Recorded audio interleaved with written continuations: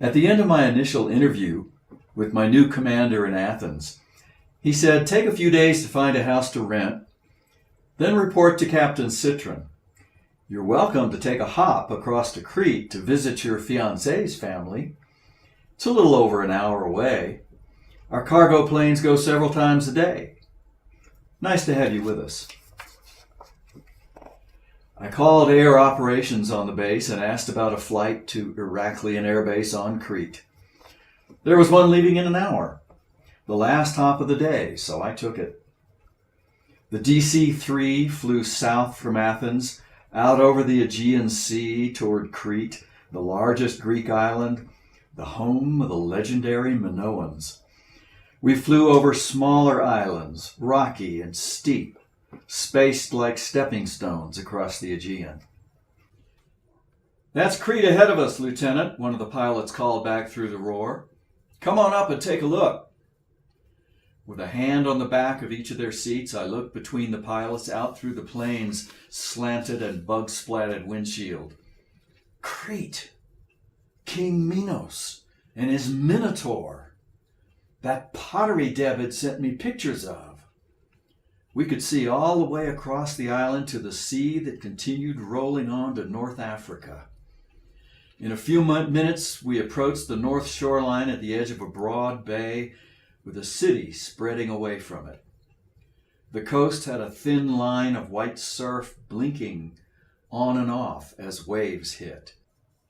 Tiny boats trailing wakes made V's close to the shore. I could see we were completing a U-turn into a tiny airbase east of Heraklion.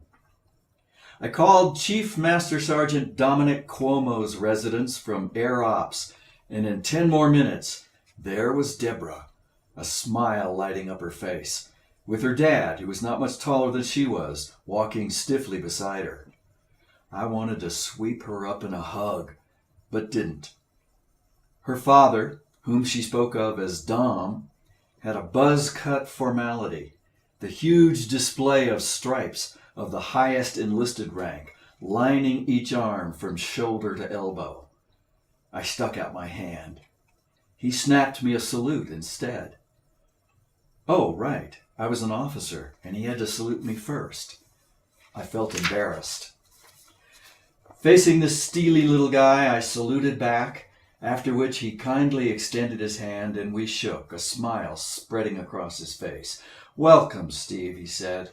"It's great to meet you." Just that smoothly, he slipped past the military protocol to the role of a father whose 2 young adult children were my closest friends. He had a great hawk nose and probing eyes. Jim and Deb did not inherit those eyes. They must have got their big, liquid artist's eyes from their mom. He was about 5'4", with gray shining at the temples and on his forearms. He reminded me of the 2 senior sergeants running my squadron back in Athens, both short and impressive men. Deb was wearing a pink sleeveless sundress, miniskirt length, a bright yellow bra showing through the armholes. She told me later that she and a girlfriend had dyed all their underwear just for the hell of it, to push back against the military's dress codes and behavior standards. I wondered what Dom thought of the ironic, playful quality of her smile. I felt butterflies in my gut. I bore down to keep my elation under control, seeing her after more than a year and all the avid letters that had passed between us. The next morning we took a taxi to the east side of Heraklion City. We climbed up the old walls the Venetians had built. Deb was wearing brown bell-bottom jeans and a Mexican-style white blouse with elastic at the top that could be a scooped neckline or stretch out over the shoulders. "Nice," I said. "San Antonio," she grinned. "My Mexicana look." I admired her gameness and agility as we climbed.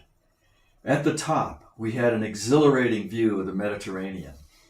In a paved area, overlooking the city, was the grave of Nikos Kazantzakis, the Cretan who became Greece's greatest writer. The grave was covered with a massive slab of granite with a tall cross of thin wood at the end.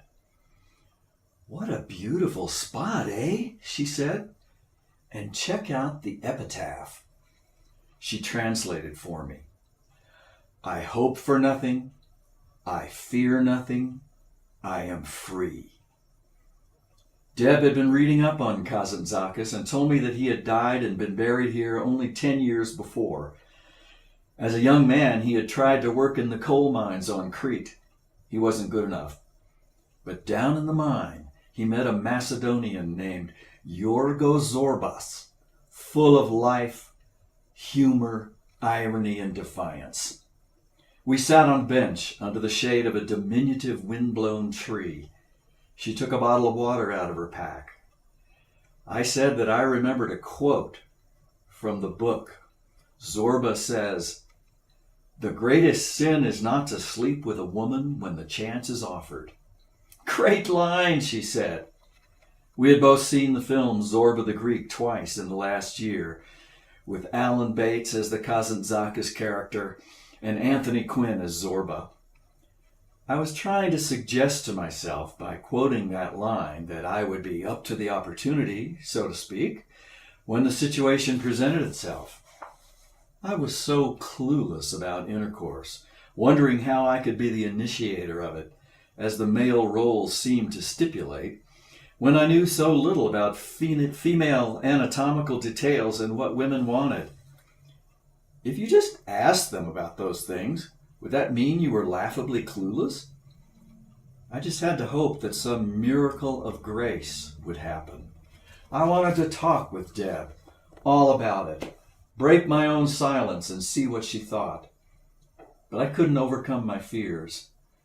I was frustrated with my passivity. I worried. I hoped I'd grow out of it. I longed to be like Zorba.